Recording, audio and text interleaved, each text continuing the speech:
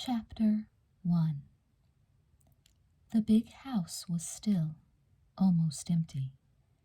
Down the bright halls and in the shadowy rooms everything was quiet. Upstairs, a few desk lights burned over pages of homework, but that was all. There was one room in the sorority house, however, where no reading was going on. It was a big, warm room, meant for sprawling and studying and socializing in, like the others. 3 girls shared it, and 2 of them were in it now on this autumn Sunday night. One was a newcomer. Her name was Laura, and she had just finished moving all of her belongings into the room. It was a scene of overstuffed confusion, but at least she had somehow succeeded in squeezing all her things in, and now there remained only the job of finding a place for them. Laura sat down to rest and worry about it. She tried to ignore the other girl.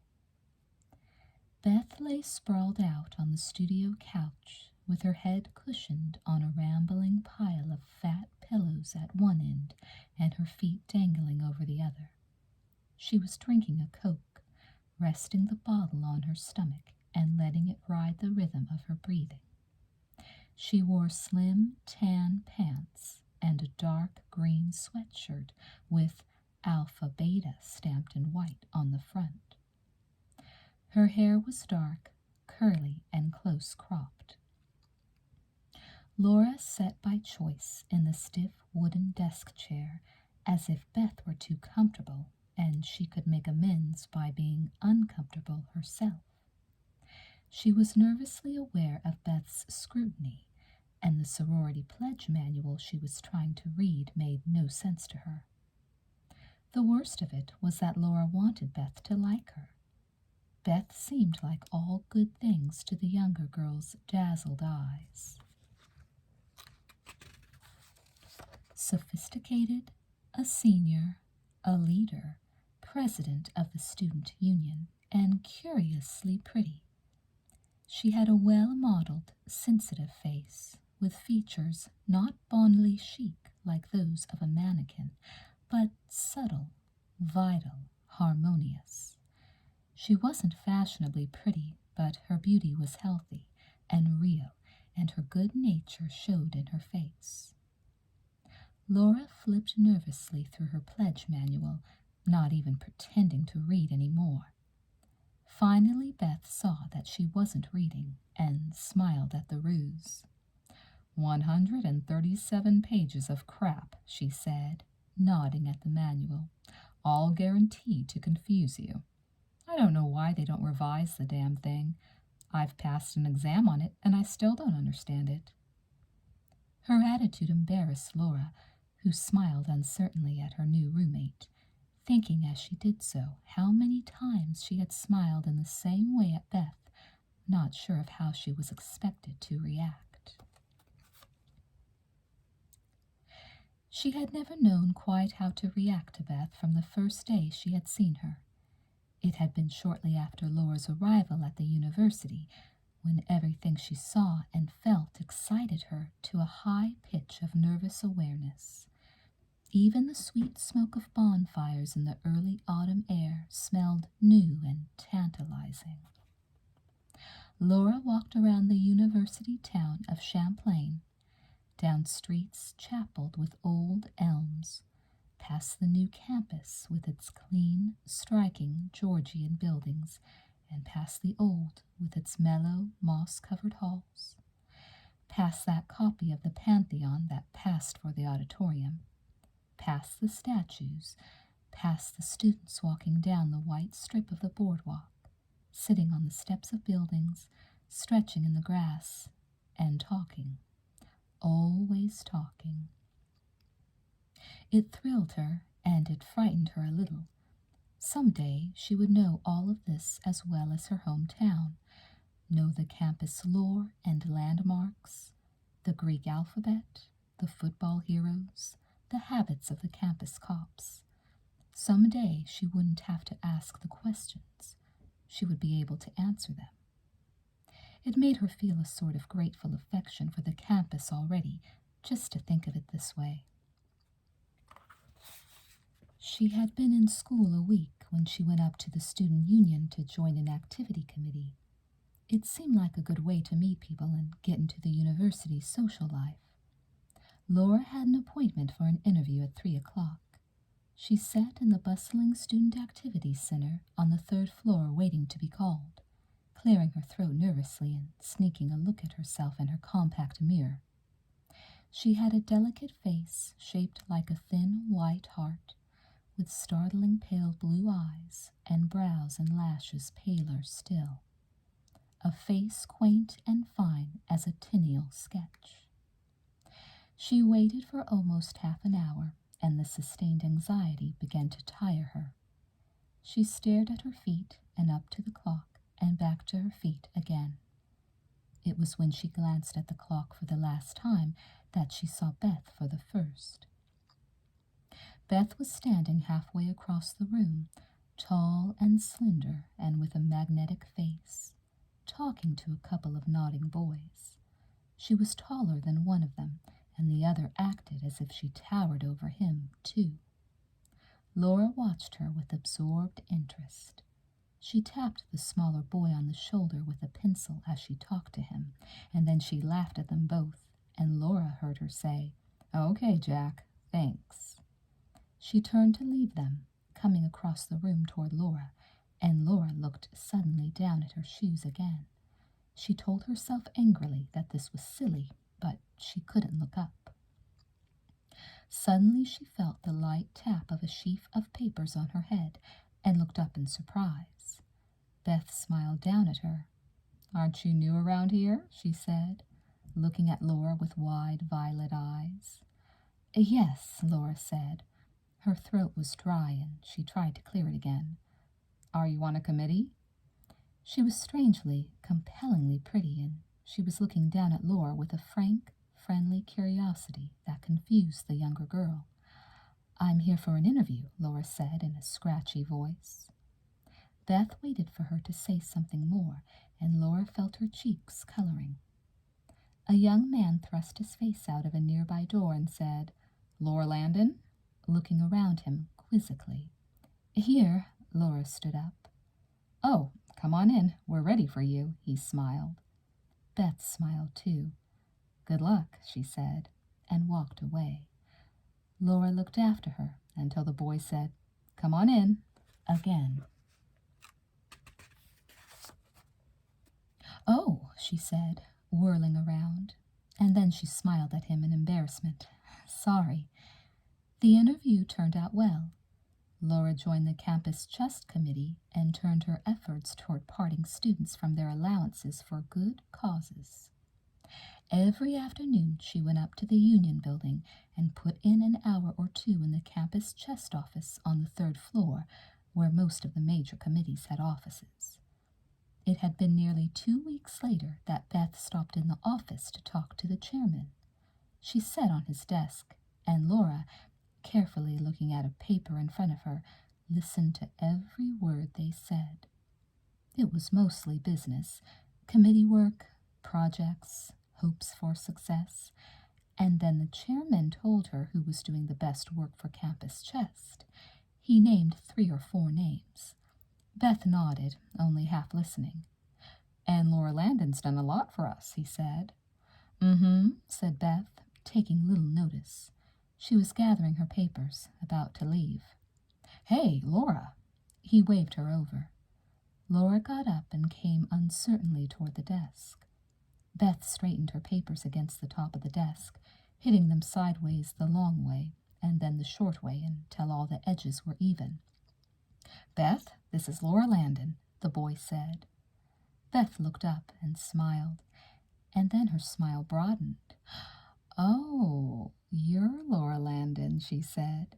She held out her hand. Hi, Laura. Nobody had ever called her Laura before. She wasn't the type to inspire nicknames. But she liked it now.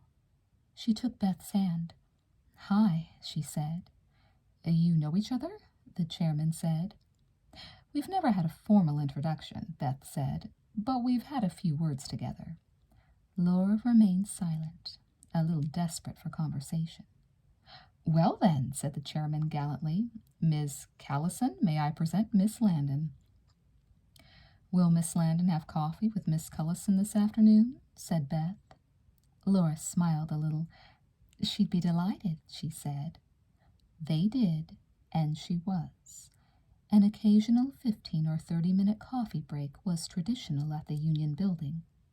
Beth and Laura went down to the basement coffee shop and came up 2 hours later because it was time finally to go home for dinner.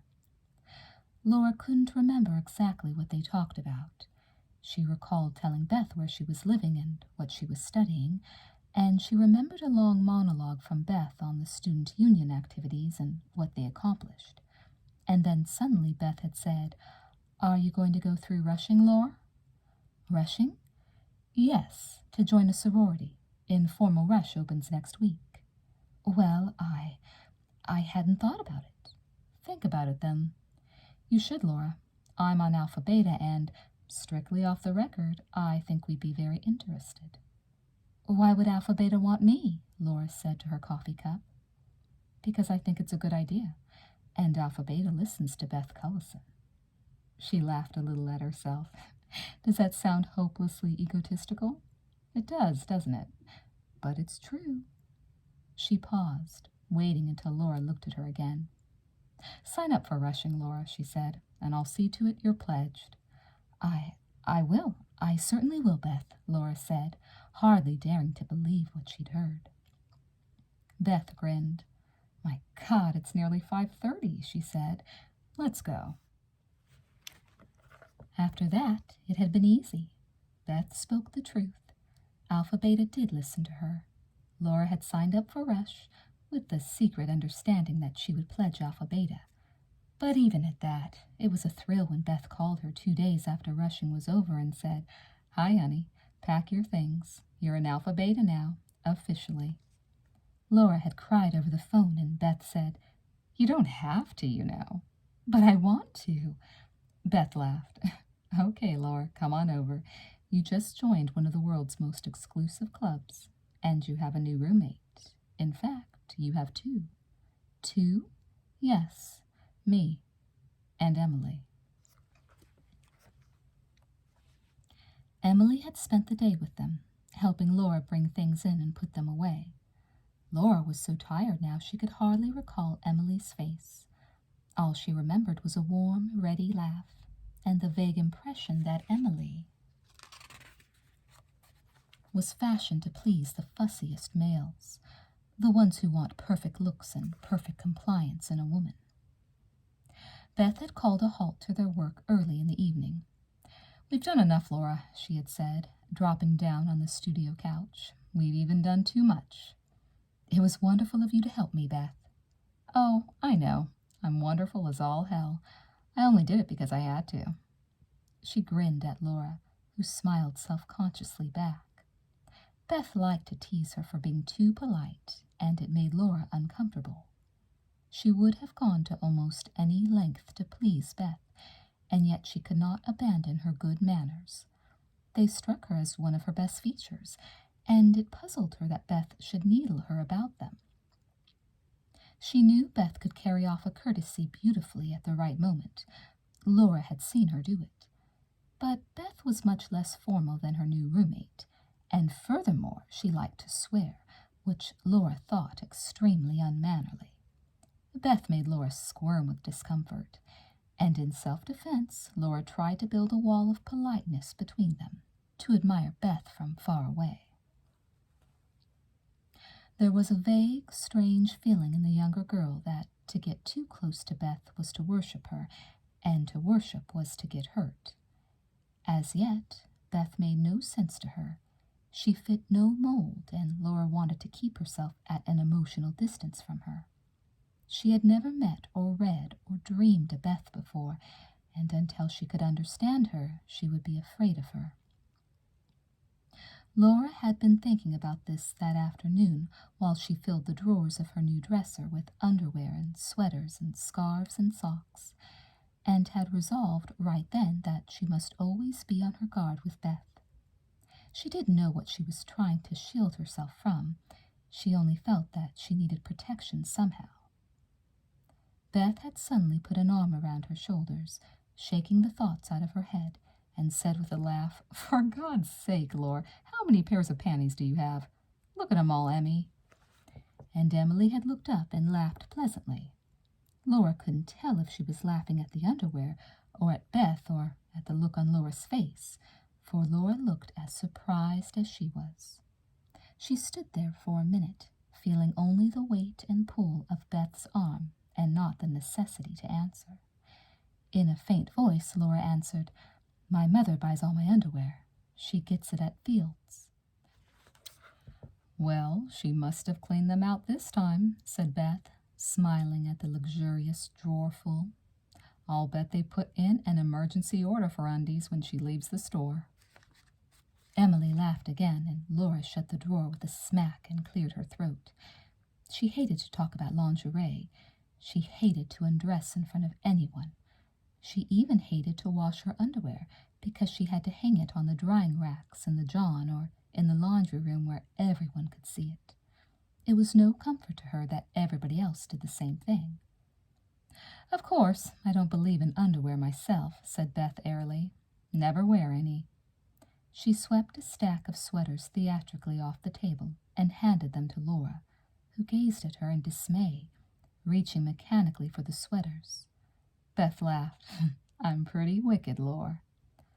"Don't you really wear any underwear?"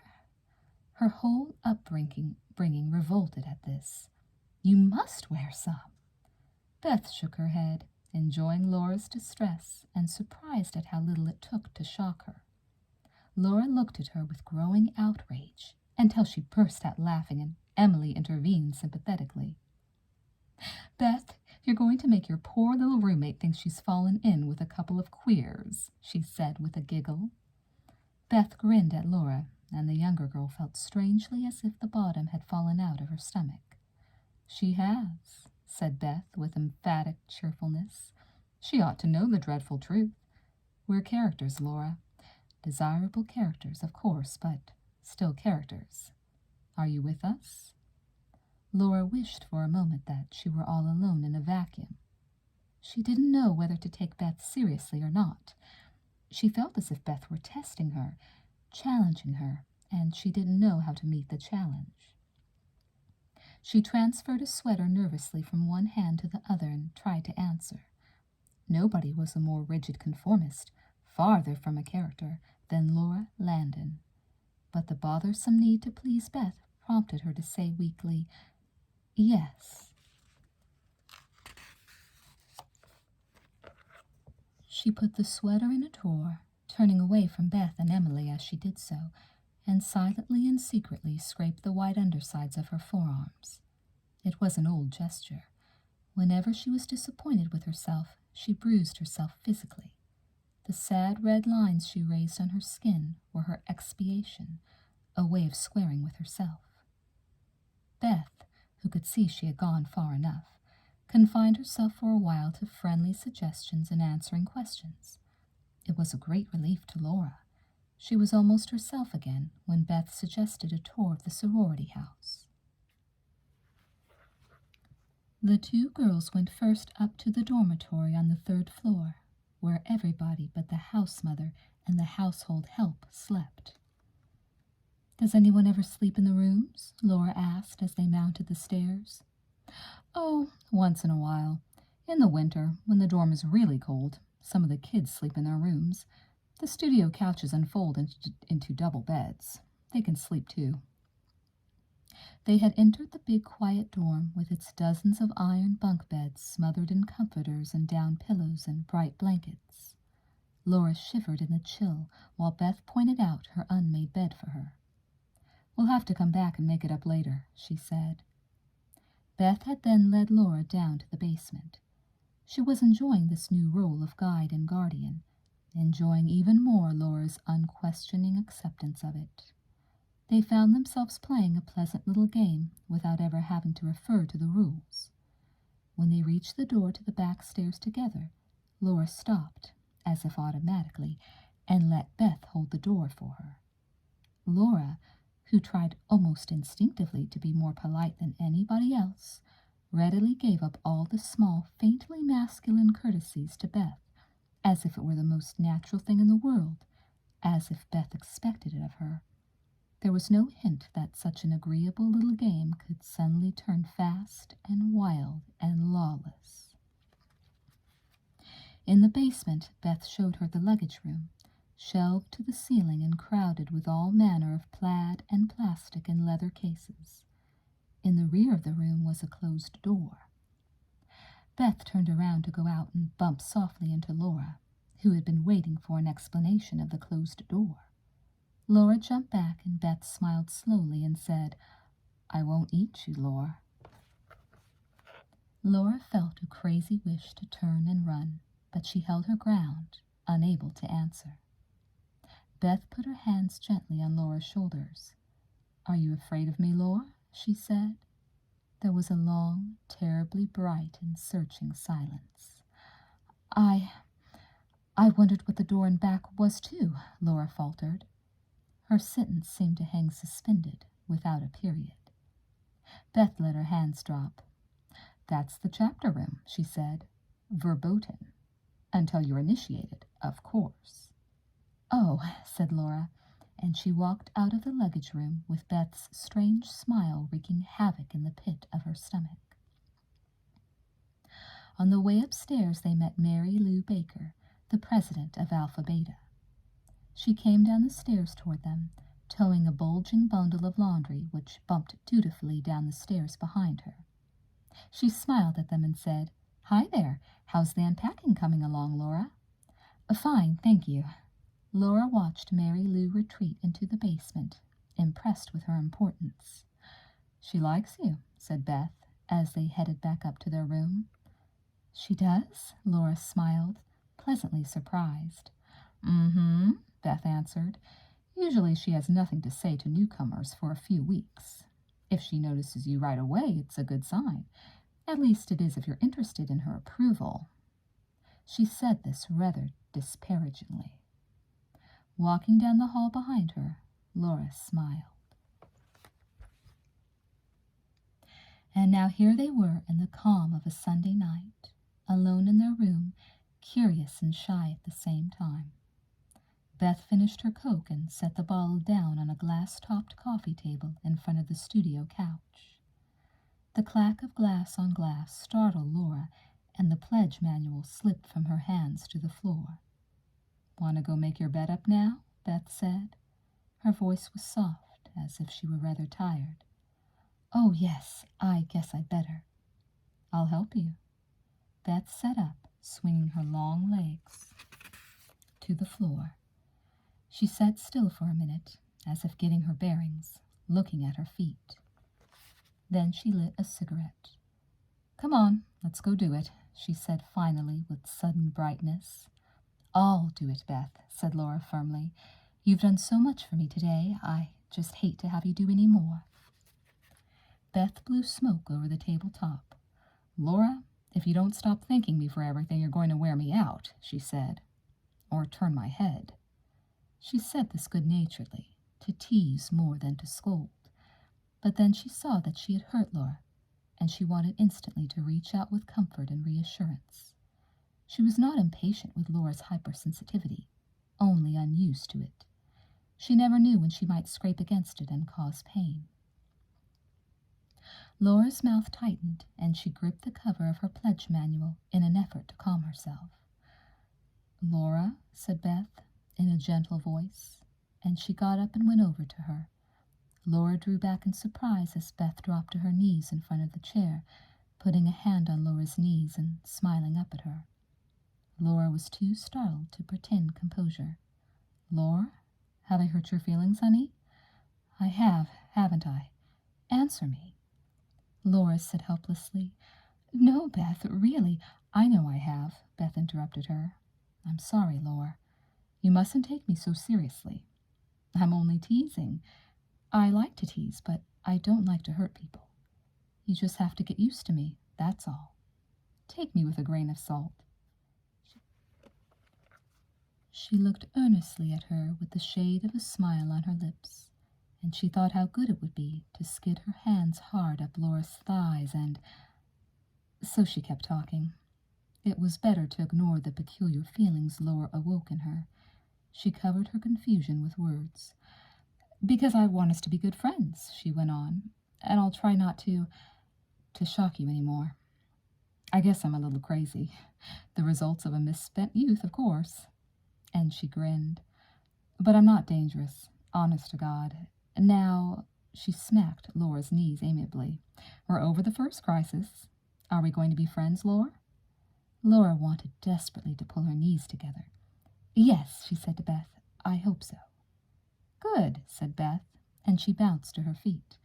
"Come along, then. Let's make your bed." It hadn't taken long to make up the austere box bed, and Laura found herself back in the room and faced with the humiliating problem of undressing in front of somebody else. Her shyness settled in her cheeks and neck like a heat rash. As soon as she felt the burn, it spread to her shoulders and bosom. She blushed very easily, and she despised herself for it. She wanted to scratch at her arms again, but because Beth would notice it, she had to content herself with biting the tender flesh of her under lip until she was afraid it would bleed and cause her more grief.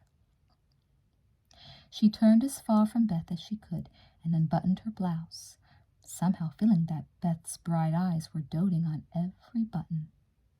But Beth was subtle. She was humming a tune and busy with her pajamas. She saw Laura without seeming to, and Laura began to envy her pleasant abandon.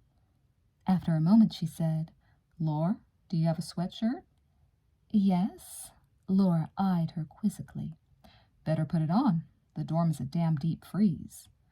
Laura found the sweatshirt and pulled it over her head, and Beth led her up to the dorm. On the door was posted a wake-up chart with a pencil on a string hanging beside it.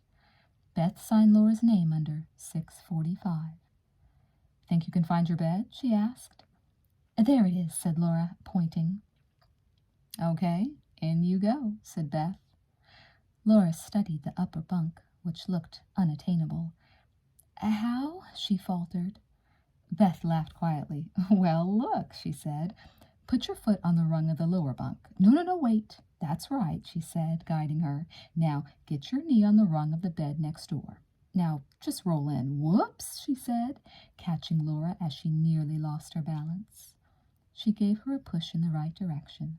Laura rolled awkwardly onto her bunk, laughing with Beth. Beth climbed up where she could see her and said, "You'll catch on, Laura. Doesn't take long." She helped Laura under the covers and tucked her in, and it was so lovely to let herself be cared for that Laura lay still, enjoying it like a child. When Beth was about to leave her, Laura reached for her naturally, like a little girl expecting a good-night kiss. Beth bent over her and said, "What is it, honey?" With a hard shock of realization, Laura stopped herself. She pulled her hands away from Beth and clutched the covers with them. "Nothing." It was a small voice. Beth pushed Laura's hair back and gazed at her, and for a heart-stopping moment Laura thought she would lean down and kiss her forehead. But she only said, "Okay, sleep tight, honey," and climbed down. Laura raised herself cautiously on one elbow so she could watch her leave the dorm. Beth went out and shut the door, and Laura was left to her strange, cold bed in the great, dark dormitory. She felt cut loose from reality. It took her a long while to get to sleep. Her nerves were brittle as ice, and they all seemed to be snapping from the day's pressure.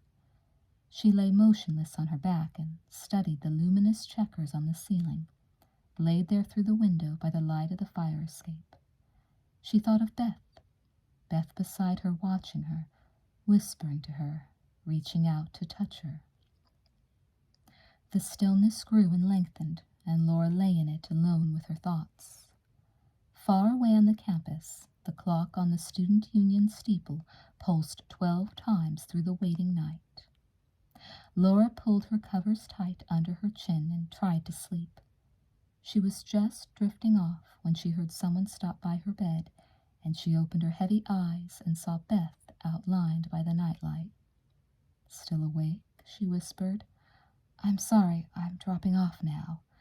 Laura felt guilty, caught with her eyes open when they should have been shut, caught peeking at nothing, caught thinking of Beth. "Just want to make sure you were all right."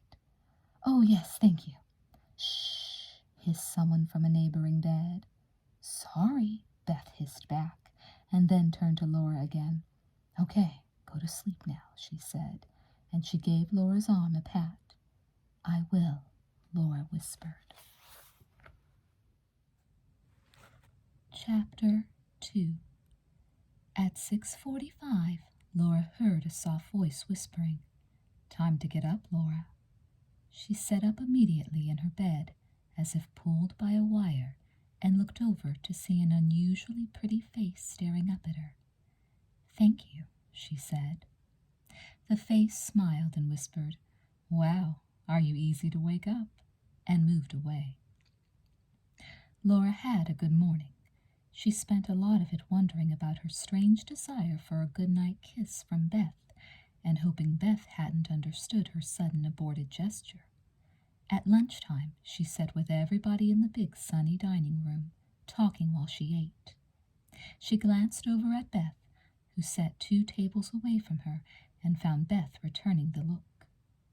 Laura answered her smile and turned, in confusion, to prospecting for nuggets of hamburger in her chili. After lunch, they studied together for a while. Laura sat down with her book in a large green butterfly chair in the corner and struggled to get comfortable. She was still trying to conform to the incomprehensible chair when Emily ran in from the washroom, grabbed her coat and a notebook, and ran out again. Seconds later, she was back. "Hey, Beth, if Bud calls, tell him I'll see him at Maxie's at 4. Beth pulled her reading glasses down to the end of her nose and looked over them. "Right," she said. "Thanks," and Emmy was gone. Beth stared after her, shaking her head and smiling a little. "What?" said Laura. "I just don't get it. Or rather, I get it, but I don't like it. He's too crazy for her. Emmy needs a steadying influence."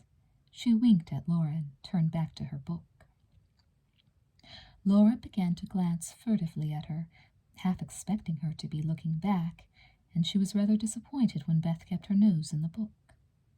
After a while, Laura gazed openly at her, resentful of the book that claimed all Beth's attention, and then she forgot the book and thought only of Beth. The 2 girls walked to their afternoon class together. It was a brisk day, snappy and sunny and invigorating. Beth walked with long, smooth strides. She liked to walk, and she walked well, as if she were really enjoying her legs, enjoying the rhythmic cooperation between legs and lungs, crisp weather, space, and speed. She had a lusty health that almost intimidated Laura, who was breathless with trying to keep up, and breathless, too, with pleasure at walking beside Beth. They arrived in class 5 minutes late, and the instructor had already started his lecture. He interrupted himself to note, while gazing out the window with a wry smile, "Glad you could make it, Miss Cullison." Beth, slipping out of her coat, looked up at him with a grin. They were friendly enemies, she and the teacher. They liked to catch each other slipping up somewhere. I see, he added. You're leading the innocent astray. Laura blushed in confusion. It scared her to see someone flirt with authority as Beth did. She expected to see the hollowed rules and traditions crash down on Beth and crush her, and when they didn't, she was as surprised as she was relieved. To Laura, the things Beth said and did were daring in the extreme. To Beth, who knew herself and people better, it was just a half-hearted revolt, a small-scale protest that was more in fun than in earnest. She didn't want to be an out-and-out character any more than she wanted to be one of the herd, so Beth beat herself a path between the two. Laura was happy when she saw the letter was from her father, that Beth and Emily weren't in the room. Her divorced parents were a faraway sorrow she tried to pretend out of existence. She opened the letter slowly. Glad to hear you like your new home, she read. I understand Alpha Beta is a pretty good sorority. Yes, Father, pretty good, if you say so. She hated the way her father phrased things. Anyway, the letter went on, they had a good home when I was in school. Your roommates sound like nice girls, especially the Cullison girl. That's the kind of friendship you should cultivate, Laura, with people who can really do you some good. This girl sounds like a real go-getter, president of the student union and etc. That's quite an honor for a girl, isn't it? She can probably do a lot for you, get you into the right activities and so forth. I'd treat her well if I were you. Laura sighed with exasperation over her father's ideas of friendship. If it weren't useful somehow, it just wasn't friendship, only a waste of time. By the way, he continued, Cliff Ayres' son, Charlie, is in school down there. I'd like you to give him a call. He'd like to hear from you, I'm sure. Sure, thought Laura, with futile resentment. He'd like to hear from Marilyn Monroe, but who's Laura Landon? He won't even remember the name. Cliff says Charlie looks just like him, which means there's probably a line of girls ahead of you. Is that supposed to encourage me? Laura wondered bitterly. If Charlie Ayres wants to hear from me, which I doubt, he can call me himself. I understand that your mother has found a nice apartment. You will spend half the holidays with her and half with me, of course. I must say, Laura, you took the divorce pretty well, though of course I expected you to. Laura crushed the letter with angry hands and threw it into the wastebasket by the desk. Then she put her head down and wept until she heard Beth and Emily coming down the hall. They found her dusting the already spotless coffee table and smiling at the job. Beth looked at her oddly for a moment, and then picked up a manila envelope and hurried out of the room. She would be at a committee meeting all evening long, and left Laura and Emily to study alone in an embarrassed silence. Both of them wished rather uncomfortably that Beth would come back and mediate for them. After a while, the dearth of words between them began to pall, and they were both suddenly conscious that they would be roommates together for the rest of the year. It seemed an interminable length of time. Emily could usually chatter easily with people. She was natural with them, and they responded naturally to her. But every word and gesture of Laura's seemed to her to be rehearsed, calculated to please, and it threw Emmy completely. She got the feeling that she could smash a bottle over Laura's head, and Laura would say, very calmly, "Thank you." There was plenty of room for Laura on the couch beside Emily, but she wouldn't sit there, simply because Emily got there first. She sat down in the butterfly chair with a sigh. It defied her, as usual, and her narrow skirt made the problem worse. She shifted unhappily, and Emily, trying to be helpful, suggested, "Why don't you put your PJs on, Laura? Much more comfortable. Besides, nobody studies in their clothes." Laura couldn't think of an excuse to keep her clothes on, and she got up to change, wondering if Emily just wanted to watch her undress. She performed the operation with determined casualness. Her set teeth wouldn't show, but her manner would. Emily watched her on the sly, wondering why Laura was so embarrassed and self-conscious about herself. "Hey, Laura, what a pretty bra!" she exclaimed spontaneously as Laura pulled it out from her pajama shirt. "Let's see it," said Emily, reaching out a hand. Laura gave it a jerky toss. "Gee, nylon," said Emmy. "They make 'em up just like this, only padded, you know." She added, "They're terrific. Ever try 'em?" "Falsies, you mean?" said Laura. The word struck her as mildly obscene. "Yeah. No, I never did." "You should," said Emmy realistically. "They're terrific, really. Nobody knows the difference, unless you're dancing awfully close," she amended. "I guess my busts are kind of small," said Laura. Emily smiled at her, wondering at the pathetic modesty that made it impossible for Laura to call the parts of her body by their right names. Laura's small breasts bothered her. She would fold her arms over them as much to conceal their presence as to conceal their size. She wished that they were more glamorous, more obviously there. In their present shape they seemed only an afterthought. She sat down with her book again when she was safely into her pajamas, and Emily sat and toyed with things to say. She had made a start, and she wanted to keep the communication line open. At 9 o'clock she snapped her book shut and said, "How about some coffee, Laura?" "No, thanks," said Laura, looking up from her book. "Oh, come on, it won't keep you awake. We've got a big jar of Senka."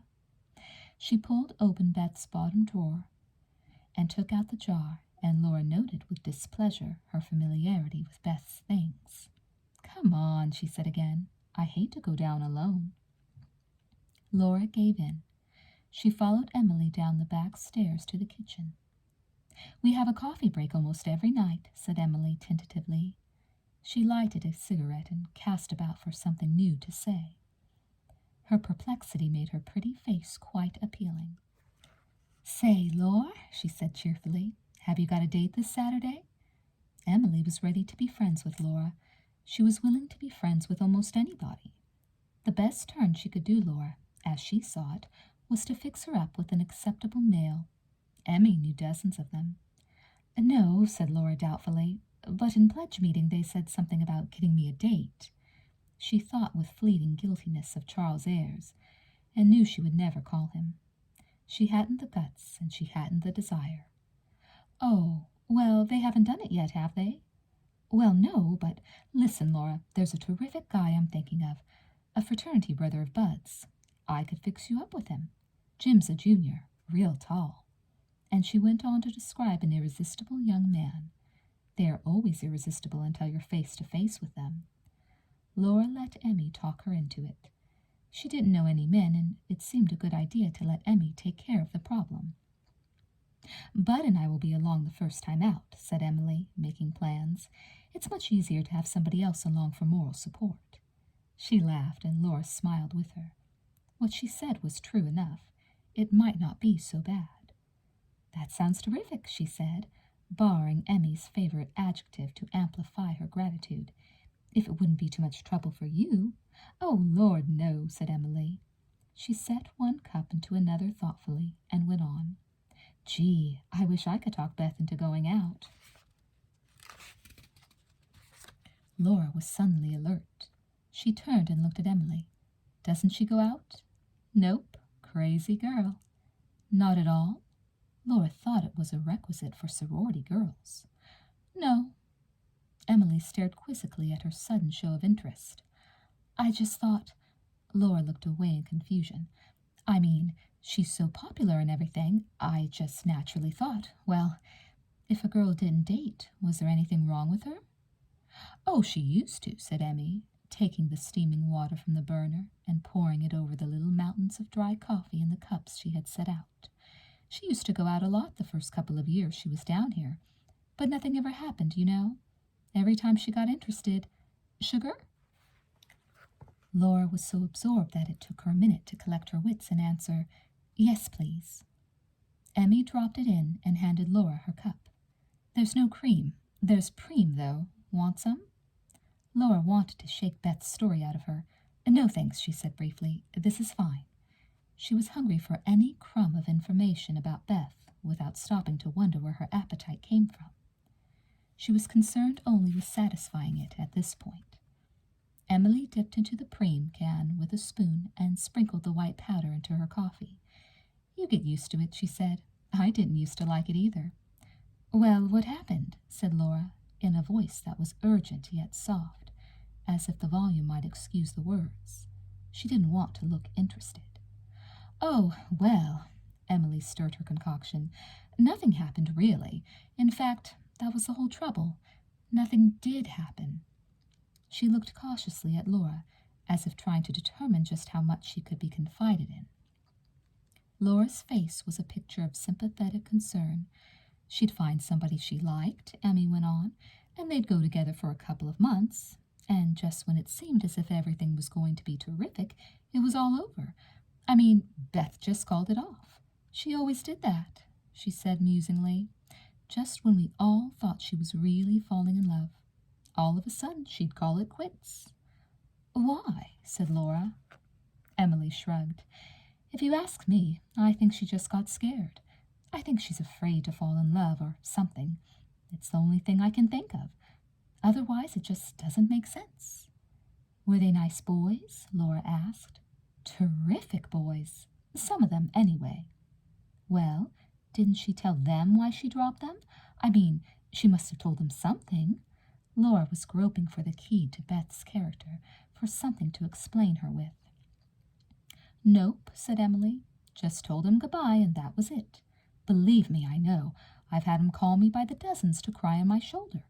But she wouldn't say much to me either. She just said she got tired of them, or it wouldn't have worked out, and it was best to end it now than later, or something." "And now she doesn't go out any more?" "Isn't that something?" Emily clucked in disapproval. "You'd think she was disillusioned at the tender age of 21. She puts on like she doesn't care, but I know she does. But still, she did it to herself. After a while, when the boys called up for dates, she just turned them down automatically, as if she knew she wasn't going to have any fun, no matter who she went with, as if it just wasn't worth the trouble." Emily had lost Laura's attention, but she didn't know it. Laura was thinking to herself, "She's got a right not to care. Why should she care about boys? She doesn't have to. Emmy doesn't know everything." "Of course," Emmy went on, "she's told me 1,000 times she doesn't want any man who's afraid of her, and if they're all afraid of her, to hell with them.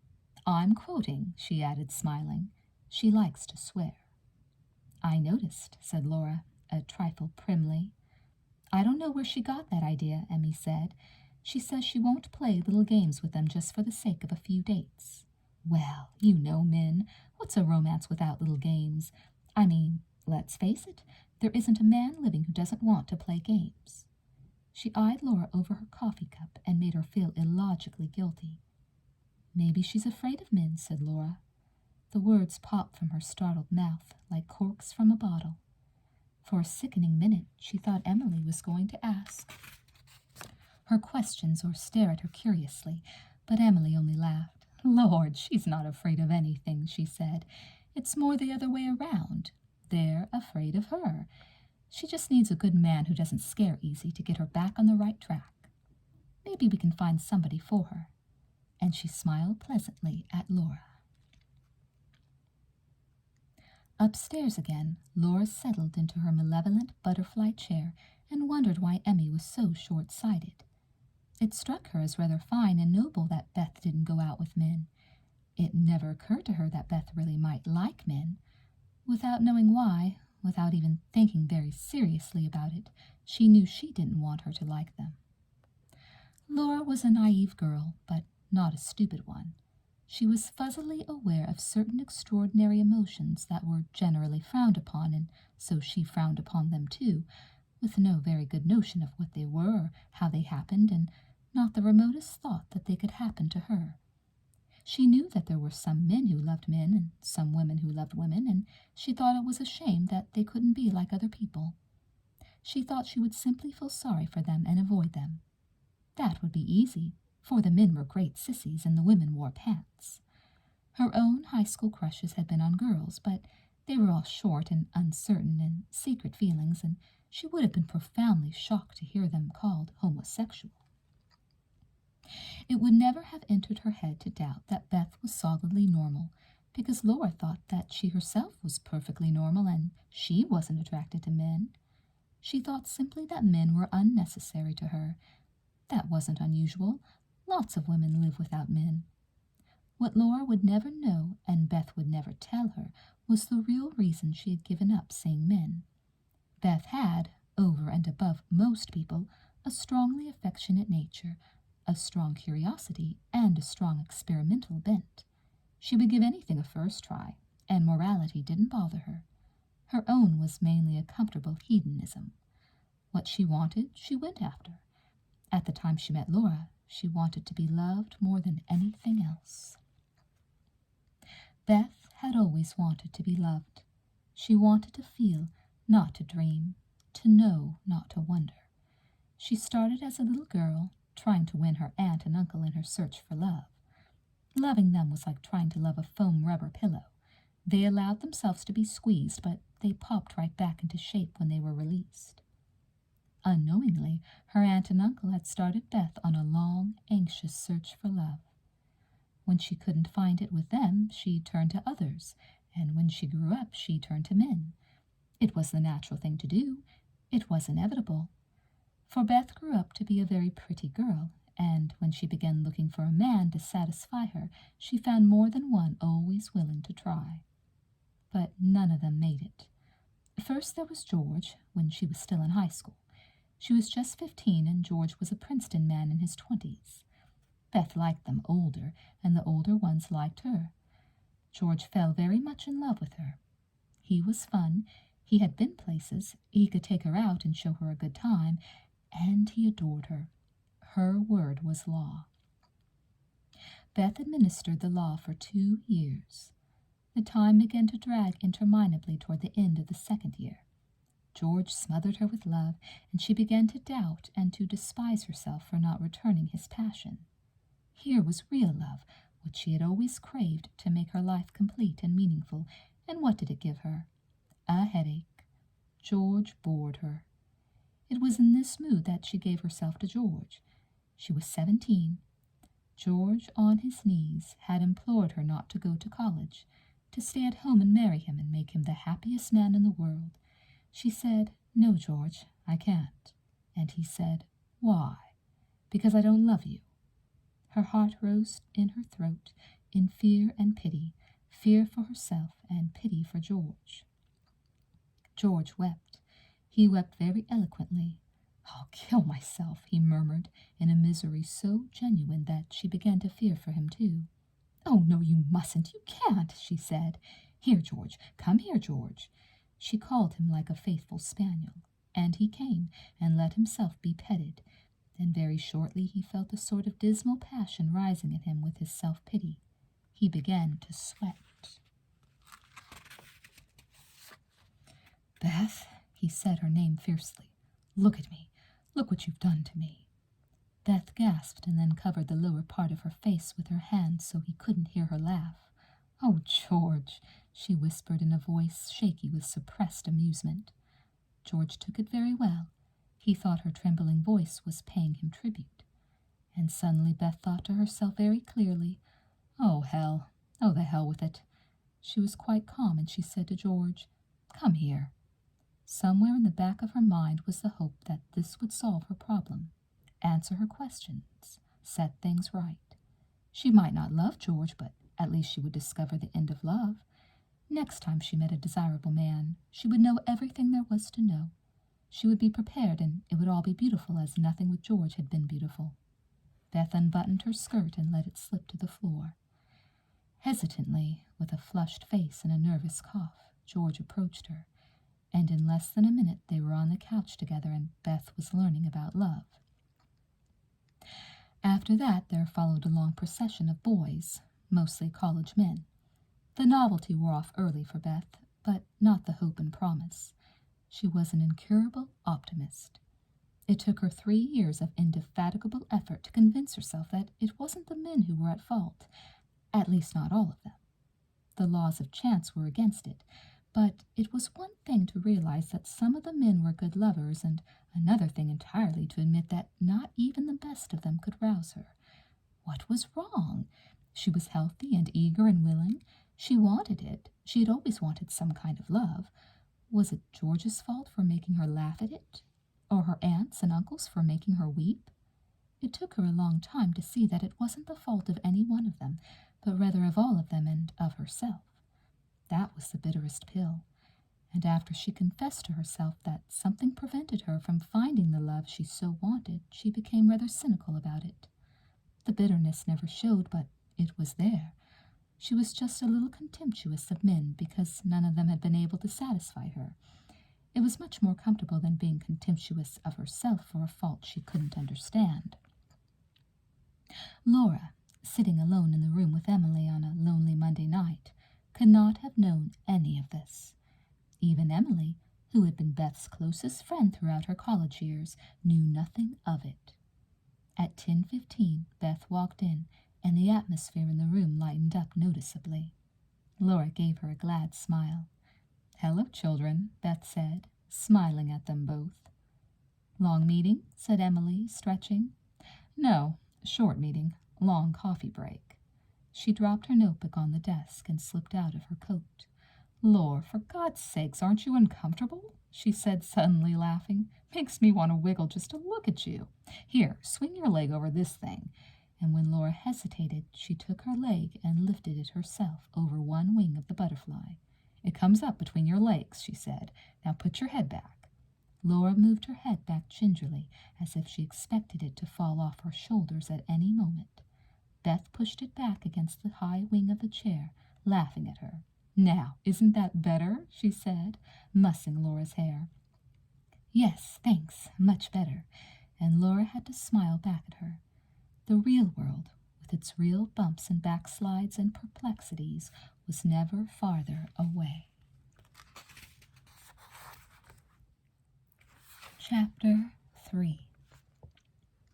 On Saturday night, Laura went out with the two fraternity boys and Emily. They walked to Maxie's, one of the oldest campus joints, and drank beer and listened to the Dixie Six.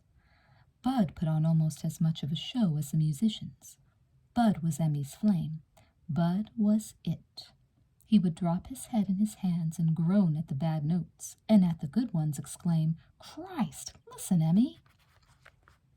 Bud was slender and tall, with thinning brown curls and round green eyes. He had remarkably sensual lips with straight white teeth behind them, and an impish smile. He was a well-known campus musician, one of the best. His reputation with a horn and with women far outweighed his reputation among his professors in music school.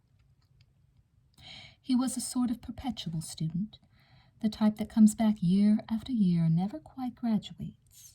He loved music and he loved girls, and he seemed to exist quite satisfactorily on beer and slide oil and kisses. He was a campus character, one of the ones everybody knows or hears about and wants to know. Emily was the only girl who had ever come near to hooking him. It wasn't the physical attraction. Bud liked them all pretty. He wouldn't have taken her out the first time unless she had fulfilled that qualification. It wasn't her twinkling charm or her compliancy either. It was all of these, plus her willingness and ability to learn something about music, his kind of music. She was learning how to play the piano, spending long hours at it, so she could talk to Bud in his own language. All these attractions weren't enough to keep him from surveying the field and finding a little competition for her, but as it happened, that was the best possible way to intrigue Emmy, who liked to work for a man. He was fast becoming her major subject, and Laura and Beth had to sit through several monologues on his merits as man and musician. Laura examined him curiously. The music didn't move her, but everybody else was so excited that she pretended to be. She didn't understand the mass fervor, but she was afraid to say so, and she sat and watched the band like the others. Fortunately, it was not very hard to be friendly at beer parties, and the more beer you drank, the easier it was. Not that Laura could drink very much, but Jim, Bud's friend, did famously. With every passing court he got friendlier. Toward the end of the evening, anything in skirts was irresistible, and the handiest skirt was Laura's. He made an effort to get better acquainted, draping an arm over her and squeezing her into the corner of the booth with the warm weight of his body. He put a hand on her thigh and began to press it, and Laura looked to Emily in sudden alarm. She hated to let a man touch her, and she hated even worse to let him do it in public. But Emily was too preoccupied with Bud to notice that her roommate wanted help. "Jim," Laura said helplessly, and wondered wildly what to say next. Maybe all sorority girls did this. Maybe this was part of the price of membership. When Laura hesitated in confusion, Jim thought she was searching for a way to encourage him, and he began, as he thought, to make it easy for her. He murmured, "What, baby?" in her ear, and "Tell me, come on," with a nauseating intimacy, and began to plant wet kisses on her neck and cheek, his hand closing harder on her thigh until it started to hurt. Laura trembled in revolt, and he breathed, "Oh, baby," and pulled her chin around and kissed her lips. The hot blush burned her face, and she thanked God for the bath of pink neon that disguised it. "I was all wrong about you, Laura," he whispered, and his lips brushed hers as they moved. Laura wanted to claw at him, to burst from that terrible basement into the cold air and run and run and run until it was all miles behind her. He kissed her again. A man's lips were claiming her own, and it was all so new, so alarming that it took her breath from her. "Jim," she said. He kissed her again, harder. "Oh, Jim, please!" And she turned her head away sharply against the wall of the booth. It was unbearable. No punishment could be worse than this. She waited, shaking, for him to reprimand her. Instead, he stroked her leg and leaned over her and said softly, "I understand, baby. Believe me, we'll have time later." Laura thought she might be sick. It was no consolation to her to suddenly discover that she might be attractive to a man. She heard Emily's voice across the table with such grateful relief that she almost reached out to clutch at her. "Well, look here," said Emmy. "Look who's hitting it off." She smiled a pleased smile. Emmy was a born matchmaker. Jim straightened up a little and grinned at her. "Why, sure," he said. "Just took us a little while to find each other. Kinda dark down here." He was delighted to have discovered an unexpected warm spell at the end of a chilly evening. They laughed, and Emily gave Laura an approving smile that made Laura weak. It was apparently not only right, but expected that she should let Jim maul her. "Beth," she thought, with sudden desperate force. "Oh, Beth, if only you were here." The thought came unbidden out of the blue. The two couples walked home together to the Alpha Beta house, Jim with a tight grip around Laura. She could feel his hip bone grind smooth and hard around its socket where their bodies were pressed together. She hid her cold, helpless hands in her pockets and put her head down against Jim's jacket. The grating of the wool on her tender skin was a comfort to her. It was utterly disassociated from human flesh and just irritating enough to assuage her conscience. She murmured yes and no to Jim when she had to, and when she tried to keep him from kissing her, he took it affably as part of the game. And all the while Laura thought of Beth, so strong, so lovely, so gentle. She tried to peer through the defiant dark for the lights of Alpha Beta, but when they got there, she wasn't allowed to run upstairs to Beth. Jim hustled her out on the gloomy patio and imprisoned her on the love seat. He thought she owed him a fair measure of affection to recompense him for the evening's entertainment. Laura's aversion to him mounted higher with every kiss until it reached a screaming pitch inside her. "Gee, Laura, I thought you were going to be cold as hell," he said. "You're not, are you?" He chuckled at her. Laura looked at him wide-eyed, held so hard that she felt she could count his ribs with her own. She hated him. She wanted to spit at him, hurt him, run, but she was afraid. "Oh, yes," he said. "You and I are going to get along just fine, Laura, just fine." And he kissed her. "Just fine. Hey, open your mouth, honey. Hey, come on, Laura." Laura turned away from him and whispered, "Jim, this is our first date. I mean, please, Jim." I know, baby. You're just a kid. You want to do everything right. He tickled her neck. Well, believe me, Laura, this is right. Laura's nails bit cruelly into the heels of her hands in a frenzy of revolt. Oh, God, stop, she thought. Hey, Laura, how about next week? He waited. You busy next week? She waited too long. She didn't know how to make up excuses. She turned a helpless face to him. Good, he said. Let's make it Friday. Oh, but I'll give you a buzz. The merciful closing chime sounded, and she sat up straight in a spasm of relief. Jim pulled at her arm. Hey, Laura, they don't beat you if you kiss a boy, you know, he said, laughing and pulling at her. Jim, it's closing time, she said sharply. You're just nervous, baby, he said with a grin. He got to his feet slowly. Okay, I don't want to make you a nervous wreck. He pulled his jacket on. Laura wanted to yank it on and force him out the door with all the histrionic haste of an old movie. He got one more long, wet kiss from her, and then she saw him out the door with an audible sigh of relief. Laura walked up the stairs feeling weak and miserable. Jim was a handsome boy. Emmy said he was popular, and she had another date with him. She ought to be happy. But for the first time a tiny doubt slipped into her thoughts. What do I want? She asked herself, but she was afraid to answer. Emily caught up with her on the stairs and said, Gee, Laura, Jim really likes you. I'm so glad. I thought for a while you two weren't going to hit it off. When are you going to see him again?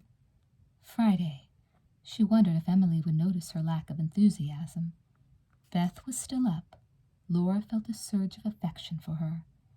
Hey, it's past your bedtime, said Emmy. Beth looked up with a smile. I wanted to hear about the date, she said to Laura, and Laura had a sudden wild desire to throw herself into Beth's arms and cry, to tell her, with all the violence at her command, what she thought of Jim. But she didn't dare. She looked at Beth for a minute like a lost waif. Beth smiled at her as if she understood. How was it? She said. Oh, very nice, Laura said. Emily was watching her. Laura made quite a hit with Jim, she told Beth, stripping off her clothes. Laura let her talk, wishing all the while that she would go away. She wanted to be alone with Beth, to talk, to be comforted. Emmy kept them up for a while. Laura refused to go to bed until Emmy did, and finally she won the game. Emmy stood up and yawned. Guess I'll hit the sack, you guys, she said. I'm beat to the bricks, as my friend Bud would say. See you in the morning. Night, Em, said Beth. She lighted a cigarette and settled back to gaze at Laura, and when Laura could think of nothing to say, she walked over to the couch and sat down beside her. What's the matter, honey? She said. Oh, nothing. The overemphasis rang false, and her head ached, and Beth was so close to her that she was dizzy. Beth put an arm around her. Tell me the truth, Laura, she said, and when Laura remained silent, she added gently, It's not a disaster if you didn't like the boy, you know. Laura looked down at her lap, still mute, afraid her tears would start with her voice. What did he do, honey? He... I don't want to talk about it. It wasn't anything awful. Emmy seemed to think it was all right, only her voice quavered. I didn't like it. And suddenly she put her head down on Beth's shoulder and wrapped her arms around her and let the tears come out. The pressure began to lessen a little. Beth held her and rocked her in her arms. You didn't like it, baby? She said softly. I hated it. I couldn't help it. Beth smiled down Laura's back. Oh, Beth, I wish so much you had been with me instead of Emily. She had been about to say, instead of Jim. What a curious idea that was, to have a date with Beth. Beth held her closer. I don't ever want to see that boy again, she said into Beth's shoulder. Beth broke the date for her.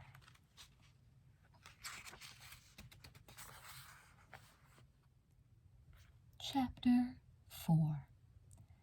The days began to fly in Laura's life so fast that she lost them before she could reckon them. They got progressively brighter. She wanted to memorize each one, but there was no time. A letter came from her father. He was a better correspondent than her mother, but all his notes reminded her of the fresh wounds of their divorce. Laura was ashamed, even afraid to mention it to anyone. Her father wanted to know if she had called Charlie Ayres, and Laura revolted vigorously at the thought.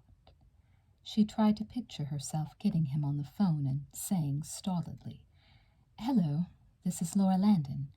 Silence. He would get the point, of course. "Well, gee, yeah, Laura, nice to hear from you. We'll have to get together sometime. Tell your dad hello for me." "Thanks, but no thanks." Laura wrote her father that she couldn't get hold of Charlie. She gave the impression that she had given him up in favor of a clamorous press of beaux. Her father wanted her to be popular. Life with Beth, she soon discovered, was busy and unexpected, and at the same time relaxed, as if nothing quite mattered enough to worry about.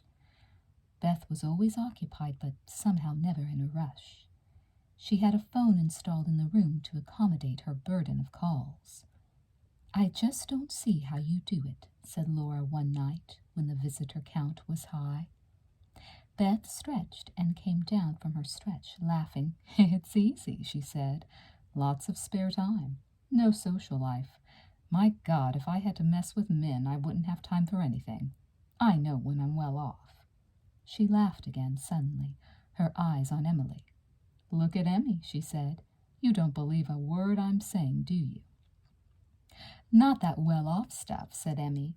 "Neither do you." "Sure I do. Now and then.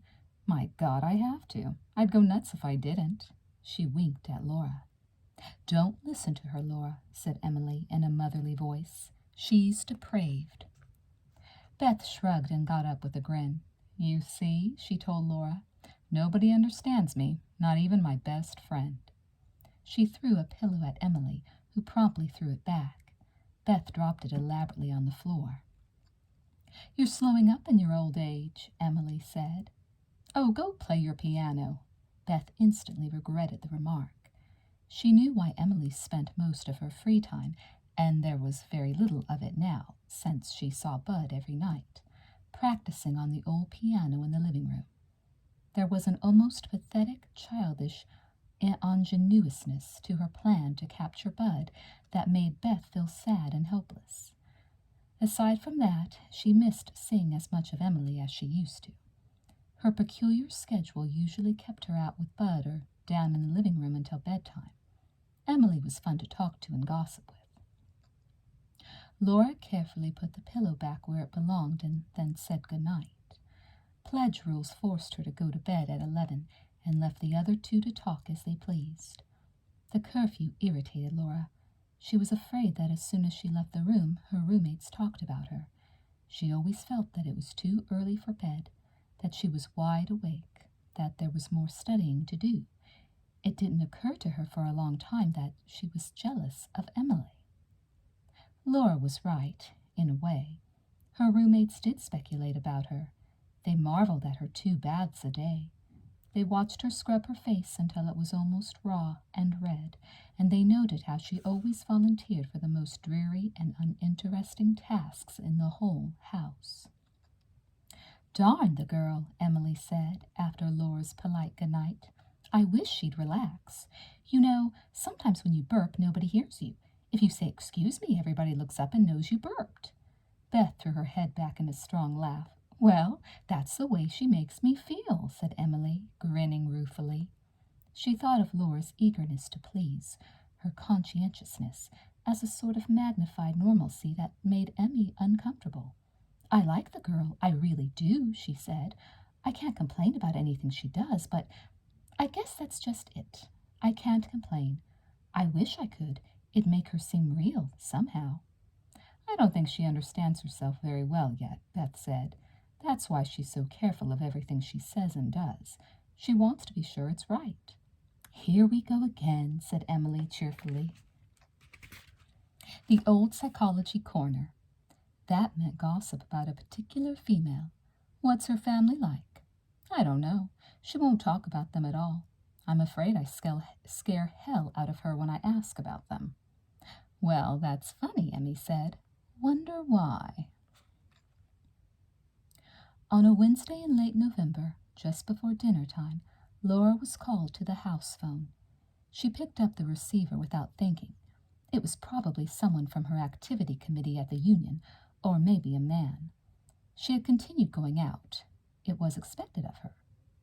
But not with boys like Jim. "Hello," she said. "Hello, is this Laura Landon?" It was a good voice, strong and low and pleasant. Yes, Laura checked the files of her memory against the voice. It wasn't listed. "This is Charlie Ayres. My father and your father are old friends." Laura was silent, surprised. "I just heard from Dad that you were down here. I thought I'd give you a ring." Oh, yes, Charlie." She was flustered and awkward on the phone, especially with men. Charlie sensed it and took over for her. "Well, look," he said, "maybe we could get together for a beer or something tonight." She started to protest. It was a reflex action. "Oh, come on, you can study any time," he said pleasantly. "I won't keep you long." Laura was struck again by his smooth voice. She paused a moment, and he took it for acceptance. "I'll pick you up around 8, he said. Okay? Well, okay. "See you at 8, he said. She hung up, wondering if the rest of him was as impressive as his voice. Beth was interested. "Charlie Ayres," she said reflectively. "Isn't he an ADO?" Laura nodded. "Seems to me I've met him somewhere. Where'd you find him, Laura?" "Oh, he just called. I met him on campus." She was amazed at her own fib, only half aware of her motives. They were many and involved, and they boiled down to impressing Beth with her own importance. At a few minutes past 8, her buzz ripped down the quiet halls. She jumped up nervously, pulled her coat on, and opened the door. "Laura," said Beth, watching her with a smile, "you'll need your scarf. It's cold." "Oh, yes, thanks." She pulled it from the shelf and settled it around her shoulders and started for the door again. "Got your gloves?" Beth asked. Embarrassed, Laura turned back to her dresser and pulled them out. "How about your purse, honey?" Beth chuckled at her. "Oh," said Laura impatiently, grabbing it and starting out again. "Laura," said Beth in a slow, teasing voice, "aren't you going to kiss me goodbye?" Laura whirled and stared wide-eyed at her. Beth grinned. "Go on, honey," she said. "Have fun." Laura backed out of the room and then turned and almost ran down the hall, her heart pounding, thrumming a thunderstorm inside her. Emily came out of the bathroom one door down and said, "Have a good time, Laura." Laura watched her retreat down the hall toward Beth with a sudden pang of jealousy so strong that she had to admit it to herself for the first time. Her buzz sounded again, and she had to go downstairs and meet Charlie. She gazed anxiously around the front hall as she came down, and finally she saw a young man with dark hair glancing through a magazine, standing with his back to her. The lower she came, the higher he seemed to stand from the floor. He wasn't aware of her until her heels clicked on the marble floor of the hall. Then he turned around, tossed the magazine down, and smiled at her. "You must be Laura," he said, and walked across the room to take her hand. "I'm Charlie Ayres." "Hi," she said, intimidated by his height and afraid her nervousness would betray itself. His face went very well with his voice. Charlie took her arm and said, "Let's go to Pratt's." He held the door for her and led her down the front walk to his car, an 8-year-old Ford with a dubious repaint job that left it generally green in tone. "It's not beautiful, but it runs," he said, laughing as he let her in. He was so sure, so calm and steady, that Laura began to relax a little. She tried to think of him, not of Beth. Pratt's had a fair number of customers for a Wednesday night when Charlie and Laura walked in. They found a booth and Charlie helped her out of her coat. He leaned over the table while she sat down. "Beer?" he said. "Just a Coke, thanks." He went to get it. No such thing as service in a student bistro, and left her to think. She made a powerful effort to avoid Beth and concentrate on Charlie. He was handsome and friendly, and he didn't seem disappointed to find her ordinary looking. She thought boys who looked like Charlie wanted only beautiful girls. She pictured him with a beautiful girl. She made a cigarette ad of them, a little TV commercial in which Charlie, in a tuxedo, leaned amorously over a white-clothed table to light the beautiful girl's cigarette, and she inhaled the intoxicating vapors till her strapless gown groaned with the burden of her breasts, and then blew the smoke out at the audience. And then she turned back to Charlie and smiled enchantingly into his wonderful face. They really made an eye-catching couple. When Laura recognized the girl in the picture, it shocked her heart into action again. It was Beth. Charlie set a Coke and a beer and glasses down on the table and sat down facing her, interrupting her disturbing reverie. She couldn't think of anything to say. "Well, I guess our fathers have been friends for a long time," he said. "Yes, they certainly have." Laura let him talk, but she didn't encourage him. She didn't like to talk about her father. It always made her feel sad and a little frightened, and after a while it tired her out. "That's a fine house you're in," he said. "Let's see, I should know some of your sorority sisters. Baker?" "Mary Lou, she's the president." "Yeah, I remember her. Sort of pretty. Nice gal. Gloria Mark?" Laura nodded. "Gee, I knew a lovely dish over there a couple of years ago. Beth Cullison. Never see her around anymore."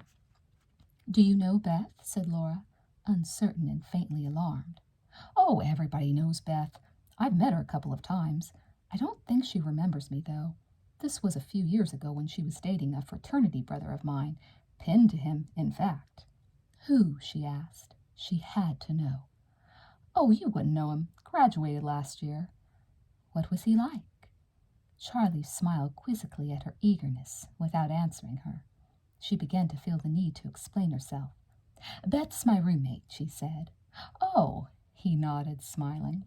"Well, he was a nice guy. Quite an intelligent boy. They used to have long philosophical discussions. I guess Beth went for that in a big way." Laura didn't like him, whoever he was. She didn't like to think that Beth had confided in him, kissed him even. The thought produced a rash of goose flesh. Charlie ran his hand over the back of his head, the cigarette jutting out and away from his crisp brown hair, and he watched Laura as he did it. "As I say, I don't really know the girl. Just met her briefly, but I remember her." Laura didn't answer, and Charlie casually changed the subject. "When's your father coming down to pay you a visit?" he said. "Oh, I don't know. I don't think he will. He's too busy," she answered, but she was thinking about Beth. What did the boy look like? Was he fun? Had he been in love with her? Did she like him? Did she let him? "Too busy?" said Charlie. "Must be traveling, huh?"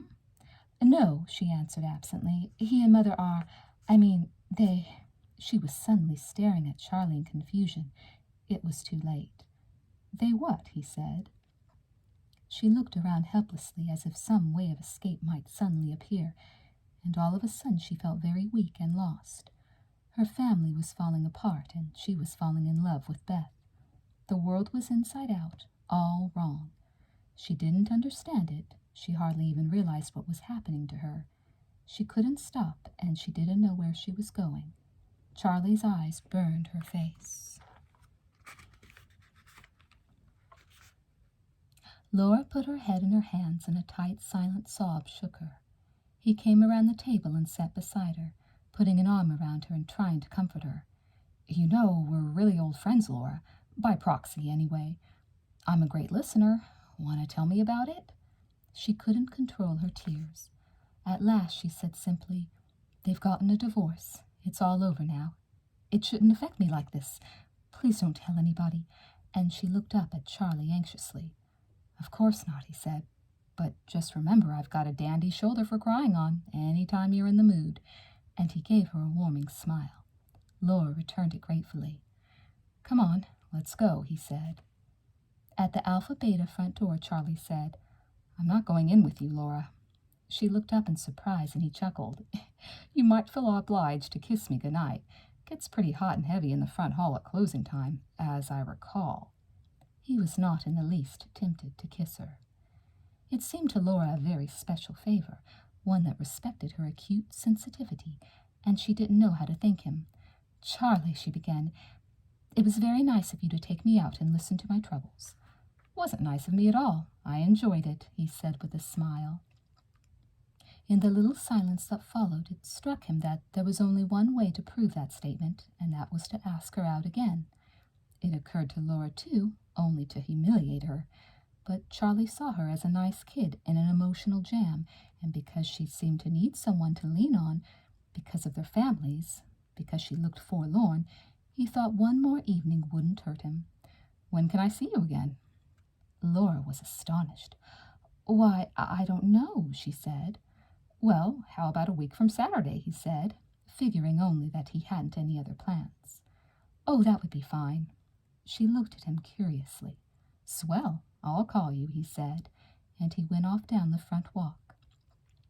She went upstairs to the room, wondering why Charlie Ayres had asked her out for the night of the variety show, one of the biggest campus events. Charlie didn't know he had until 2 days later, when he checked the university calendar, and then he cursed himself. But he didn't break the date. Laura came in the room to find Beth on the phone.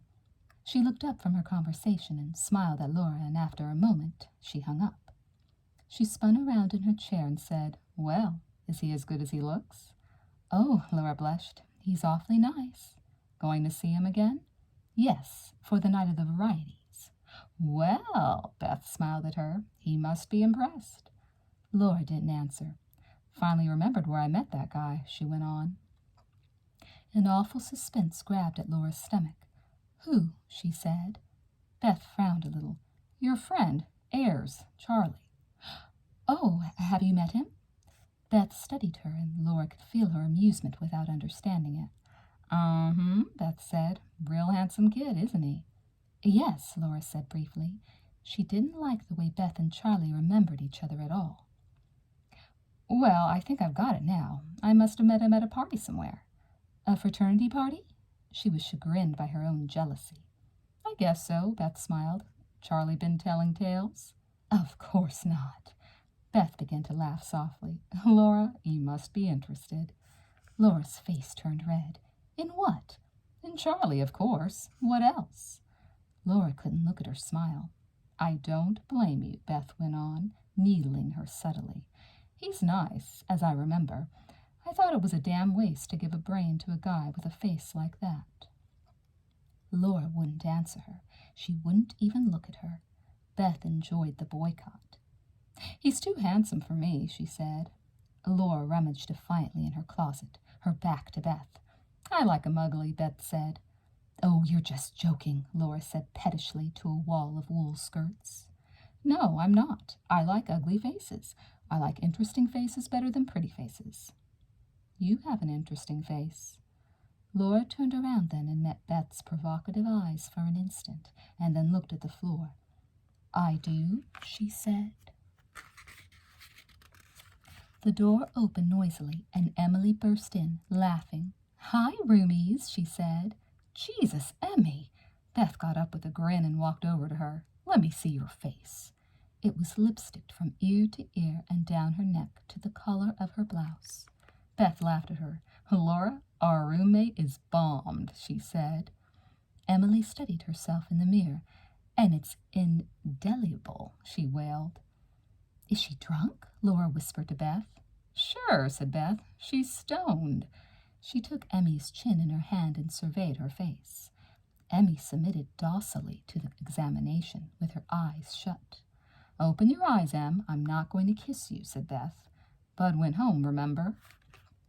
And Emily got the giggles again. She took a piece of Kleenex and began to rub at the lipstick, which resisted her efforts and sat firm on her face. After a minute, she gave up and stared at herself in dismay. Beth pulled open a dresser drawer and handed her a jar of cold cream. Not that you deserve it, she said. Emmy clung to her and laughed. Come on, Beth said in a businesslike voice. She smeared cream over Emmy's face, rubbing it in carefully. Every time she goes out with Bud, this is what happens, Beth told Laura. She says it's good for his morale. Oh, Beth, I do not, Emily said. I said it was good for his music. God, I'll say it is. When you finish with him, Em, he can play in the key of Q. Laura didn't like to see girls drunk. She sat on the studio couch and said hesitantly, "Well, it must be sort of exotic to date a musician." "Exotic, schmotic," said Emily. "He comes with the same basic equipment as any other man." Beth laughed, but Laura saw nothing to laugh at. "Only he's the deluxe model," Emmy added. She pulled her clothes off vigorously. "Here, here," exclaimed Beth. "You have to wear that again. God, Emmy, you act like you wear 'em once and throw 'em away." And she rescued Emily's skirt and blouse from the floor. She pulled a towel from the rack on the closet door and draped it over Emily's shoulders, stuck her toothbrush in her hand, and propelled her firmly toward the door. "Shape up or ship out, gal," she said. "You're just too damn sexy." Emily pulled herself up regally in her underwear and said, "I'm beautiful, I'm beloved, and I have a secret." "Well, hot damn," said Beth, and she laughed. Emily minced into the hall and turned back to announce, "And you're all jealous," and she left to wash up. "How about that?" said Beth in a mock awe. Laura looked uneasily around the room.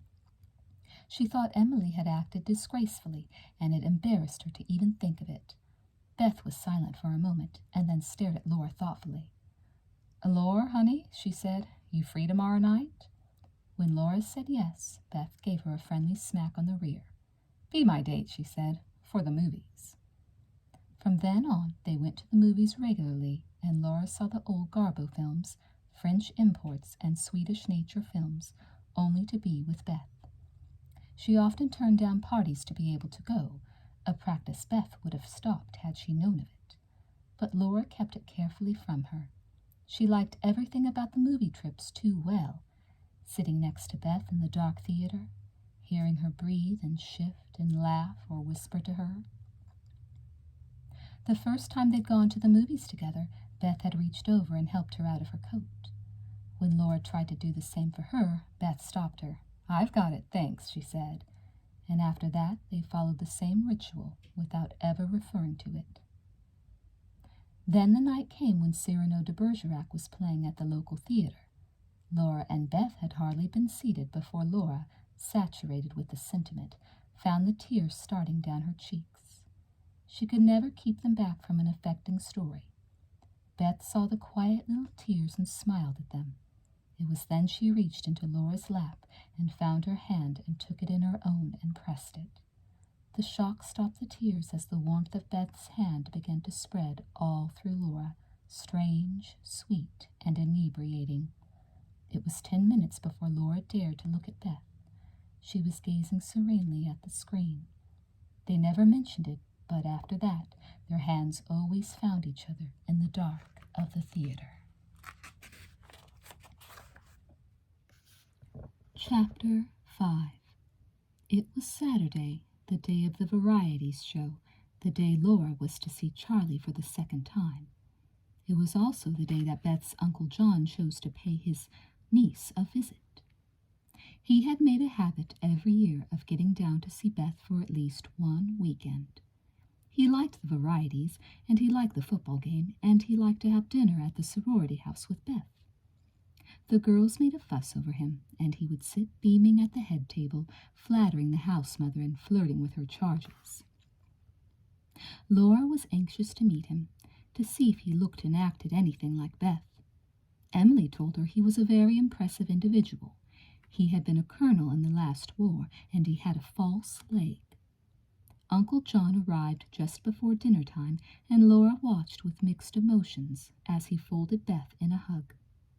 He was a big man with a red, jovial face, and he shook Laura's hand heartily and said, "Well, well, you're Beth's new roommate. How do you do?" "Fine, thank you," she murmured, overcome with shyness, but Uncle John didn't notice. He was following Beth into the living room and greeting the girls he remembered from the year before. Laura turned to Emily and said accusingly, "He doesn't look anything like Beth," as if it were Emily's fault. "Oh, heavens, no," said Emily. "He's not her blood relation. His wife is. She and Beth's mother were sisters." "Oh," said Laura, and had trouble concealing the disappointment she felt. "Does she look like Beth?" "Nope. Beth looks like her father. He died a long time ago. She has a picture of him around somewhere. It's funny. You'd think she actually knew him if you ever heard her talk about him. She was 2, I think, when he died." After dinner, they went into the living room and sat on the floor in the circle of girls talking to Beth's uncle. He was enthroned on the couch with a pretty girl on either side of him, talking merrily in all directions at once. Beth sat in a chair across from him, watching him with a little smile. Every now and then he said, "Isn't that so, Elizabeth?" and she would nod in agreement. Uncle John was a large man in many ways, fat, generous, and well-heeled. He hadn't any idea of what sort of a girl his niece was underneath her pleasant exterior. All her life she had been a bright little girl and pretty, so he simply ignored her spells of melancholy and her love of books. He gave her plenty of spending money, kept her in nice clothes and nice schools, and saw her at dinner and on weekends. He didn't interfere with her private life and feelings. They simply didn't matter to him that much. She was charmingly grateful for his care, so he was fond of her and had arranged for her to have an independent income on her 21st birthday. Laura cringed when he began to tease Beth. "We're going to have to lock up her books until she gets herself a man," he said, and roared amiably at his niece. Beth grinned at him. "He's scared to death I'll wind up an old maid," she told Laura, "and he'll never get me off his hands." Now, honey, you know that's not true," he chuckled. Laura sat there almost hating Uncle John and his calm assumption that Beth wanted to get married. Couldn't he see how fine and pure she was? Her face a blank and her thoughts miles away, Laura didn't hear her buzz, and it wasn't until one of the girls nudged her and whispered something that she remembered she was supposed to meet Charlie that evening. He looked even more attractive than she remembered, and he said, "Well, Miss Landon, you look very pretty this evening." Laura tried to feel a spark of feminine interest in him, but she couldn't. She liked him, that was all. He took her arm and led her out to the car. In it was a young man sitting alone. Charlie pointed to him and said, "This is my roommate, Mitch Grogan, Laura. We have an apartment, so-called," said Mitch, "over on Daniel, couple of blocks from campus." "Compensations of old age," said Mitch. "You don't have to live in university-approved housing. As a matter of fact, I don't suppose we could get anybody to approve of our housing, Charlie." "Oh, what's the matter with it?" said Laura. The two boys laughed. "Everything," said Charlie. "You name it, if it's bad, we got it. Bad pipes, bad wiring, bad landlady, bad everything. But we can give a hell of a beer party in the front room. And we keep our own hours," Mitch added. "How old do you have to be to get an apartment?" said Laura conversationally. They were driving toward the auditorium where the variety show was scheduled to get underway. "Real old," said Charlie. "God, 22 at least. Would you believe it, Laura? Mitch is damn near 25. "Really?" said Laura, turning to look at Mitch in the front seat beside her. Charlie laughed at her seriousness. "He's going to die a bachelor," he told her confidentially. "I just let him tag along with me for kicks. Otherwise he forgets what women look like." Laura looked at Mitch again, and he didn't seem in the least disturbed over Charlie's prediction. "See?" said Charlie with a grin. "God, they could put him right in the middle of a harem, and he'd ignore every damn female until he got his homework done." Trouble finding a parking space stopped all conversation until they were inside the auditorium. From then on, Laura made no effort to try to listen to Charlie and Mitch over the wild shouts of laughter. She searched the huge audience for Beth and Uncle John, but couldn't see them. When the varieties were over, Laura tried to scan every face she could see of the huge crowd streaming out of the auditorium, but Beth was nowhere in sight. Depressed and silent, Laura walked with Charlie and Mitch to Maxie's. Maxie's was already jammed when they got there, and the Dixie Six was in action, as usual. "My God, when did Bud Nilsson start playing with them?" said Charlie. "Where?" said Mitch. "Oh, yeah." Laura looked up, and there was Bud with his long gold horn glinting through the smoke, standing in the fore of the little bandstand that stood in the rear of the room. "Do you know him?" she asked Charlie. "Yeah, I know him. Fraternity brother. Good musician." "My roommate dates him," said Laura. "Beth dates this character?" Charlie looked at her in surprise. "Oh, no, my other roommate, Emily." "Oh," he chuckled, "I didn't think Cullison would go for this guy." And he nodded at Bud. "Cullison," Laura thought in irritation. "Her name is Beth. Elizabeth." God, it's crowded. Do you see a place? Charlie said, squinting through the smoky pink gloom. Laura became suddenly aware of someone saying her name, and she turned around a couple of times, straining through the half-light at the myriad faces. Laura! It was Beth. Laura saw her laughing and struggling through the crowd, and her first wild impulse was to blindfold Charlie. But it was too late for that. She looked up at him, and he was staring at Beth with a smile on his face. Laura was too upset to see that Mitch was smiling too. Beth was worth staring at. Her cheeks were flushed and her eyes were very bright, as if she had a romantic fever of some sort. Actually, she simply had too much beer in her, and it was making her laugh. The boys in the crowd were squeezing and pushing her, and Laura was suddenly furious to see that she was enjoying it. Beth reached a hand toward Laura, and Charlie took it quickly and pulled her past the last few people that separated them. He pulled hard, and she fell against him, laughing and off balance. He caught her around the waist to steady her, and when she was quite steady, he held her still as if he was afraid she might lose her balance again, or as if he hoped she would. Mitch and Laura watched this artful maneuver together, Mitch with a mild twinge of envy, and Laura with raging jealousy. She almost swore at Charlie in her anger. Furious tears gathered in her eyes, and her whole body was rigid with emotion. She hated Charlie for holding Beth. She hated Beth for letting herself be held. She hated the two of them just for being near each other. She was afraid to see them together. They had spoken too well of each other.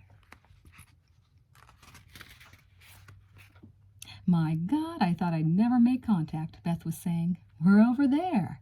She gestured vaguely behind her, still leaning on Charlie. Emmy talked us into it. Uncle John is getting a lecture on jazz. Bud's playing. Did you see him? We saw him, said Charlie. Beth looked up into his face for the first time. Hi, she said. You must be Charlie. She leaned closer and studied him. Yes, you are. I'd remember that face anywhere. I'm Beth Cullison. Yes, I know, he laughed, holding her a little tighter. Laura could hardly contain herself. And this is Mitch Grogan, she said in a sharp, impatient voice. Hi, Mitch. Beth leaned away from Charlie to take his hand. Then she said, Come on back and sit with us. We've got loads of room. She looked up at Charlie again. Sure, he said, releasing her slowly. Think you can make it? He grinned. Beth took a few steps away from him and then turned back and said with an air of injured indignity, Certainly. Mitch and Charlie laughed at her, and then Charlie took Laura's arm. He failed to notice how stiff and unwilling it was, and followed Beth back to the booth. Beth introduced the boys. Emily smiled beautifully at them. Well, now, boomed Uncle John over the racket. You children can sit together over here, and I'll sit next to Emmy. She's a trombone widow tonight. And he laughed at himself, getting up and moving over to Emily's side. Beth slid into the seat he had left, and Laura nearly followed her in an effort to keep Charlie away. Whoa, my dear, said Uncle John, catching her sleeve. Let the gentleman in the middle. She was furiously embarrassed. Charlie sat between Beth and Laura, and Mitch settled next to Uncle John where he could gaze undisturbed across the table at Beth. He wasn't the only interested party. Laura kept an anxious eye on her, and every time Charlie leaned over Beth to smile or say something, Laura crawled with irritation. The loud music prevented her from hearing what they said to one another. As for Beth, sitting next to Charlie and crowded tight against the wall, she was surprised by the size of him. His eyes were dark and his grin was wonderful, and she began to feel inside her an almost forgotten excitement. It was too strong to fight and too sweet to ignore. She didn't do anything about it. She just let it happen, and when after a while she felt his hand on her knee, she let it stay there and smiled imperturbably across the booth at Uncle John. But she was not as calm as she looked. The pressure of the warm, firm hand on her leg exhilarated her and confused her at the same time. It had always taken Beth a while to react to a man. There were some she had never reacted to at all, in spite of the fact that she had allowed them to touch more than a knee. But from the moment Charlie's arm had circled her waist, she had felt an almost electric delight in him, in his touch and his presence. She almost resented it. She had tried so hard to give her affection to men she thought were worthy of it. But Charlie had done absolutely nothing to deserve it except touch her once or twice and talk to her a little. And that light touch, that low voice combined to thrill her strangely and bother her until she began to wonder if there was something wrong with her, or, for the first time, something right. Charlie's hand tightened on her leg and moved up a little while he talked to her, and then it moved up a little more, as if he were asking questions with it that had nothing to do with the words he spoke. Beth sat quietly letting him do as he pleased, too bewildered, too secretly pleased to stop him. She found that his touch made her shy, and the farther his hand traveled, the harder it was for her to meet his eyes. But when she did, she saw a promise in them. Laura could see nothing, but she suspected everything, and she sat beside them, angry and tormented. Her sharp nails crept up her arms and threatened to come down them cuttingly. She was so tense toward the end of the evening that she almost gave a little shriek when Uncle John finally said, "Well, we'd better be on our horses, children." She wanted to get up and bolt. They went their separate ways home, and Laura was greatly relieved to get some distance between Beth and Charlie. She was silent in the car, still nettled, trying to think of a way to make Beth sorry for being nice to Charlie, to make her apologize for Laura didn't know what.